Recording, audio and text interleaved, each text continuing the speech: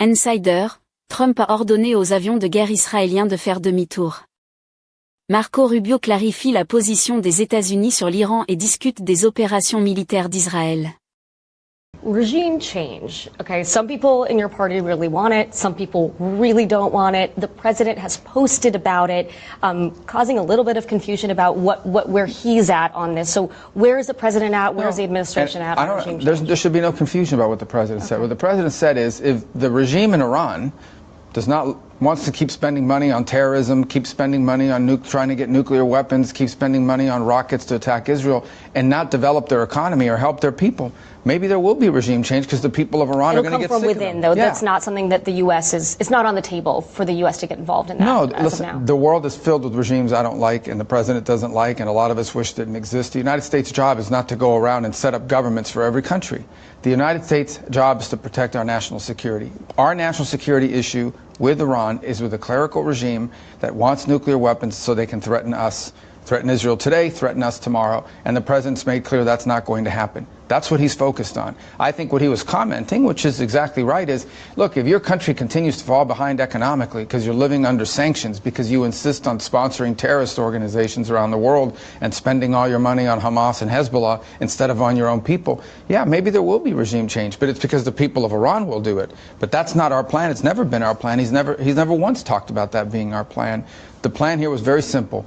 Hit the three sites, the three nuclear sites, and get out. And he did it. No loss of American life. We lost, tragically, more Americans died evacuating from Afghanistan than were killed in this operation, because the number in this operation were zero. Let's talk about the ceasefire. As of now, while we're talking, this situation is so fast-moving. It seems to be holding after some scolding from President Trump for some bad behavior on both sides. But what exactly are the terms, and what incentivizes both sides to stick to it, particularly Iran? Well, the terms are very simple, and that is that Israel said that they had finished their mission. From the very beginning, the Israelis had a defined list of things they wanted to achieve. And once they were done with those things, militarily, they were done. They had achieved those things. They had achieved those things by Sunday night, Monday morning, and they let us know that after their current operation that was ongoing, they did not intend to conduct any further operations unless they were attacked by Iran.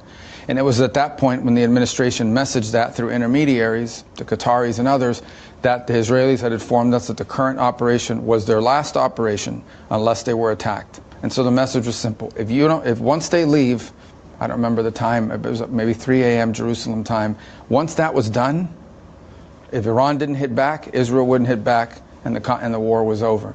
That message was passed. Anytime you do these ceasefires, because we lived this experience, for example, with India and Pakistan, there's always a few skirmishes. Maybe someone's clock was set wrong, and so they missed the time. In this particular case, unfortunately, tragically, in those final hours, there was an attack that killed people in Israel, so that really stirred things up. It hit an apartment building and literally murdered people living there.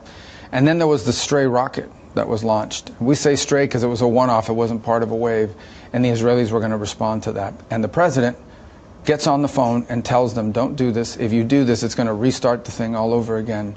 And the Israelis turned around and came home, and so now that's the understanding. He was frustrated. He dropped an F-bomb. I haven't heard that from him in public before. Well, whatever it takes. But the point is that, and look, and it was the right move on his part. He's the only person in the world that could have gotten those planes to turn around. And it was not an easy decision for the Israelis, because they just had, I think at the time, the death was up to 5 people in this building. Beautiful people, beautiful family, young people that had been killed in that strike. So it was tough. But Israel had extraordinary success. I mean, they literally wiped out the upper tiers of their leadership. Their air defenses are gone. Iran can't defend their own airspace.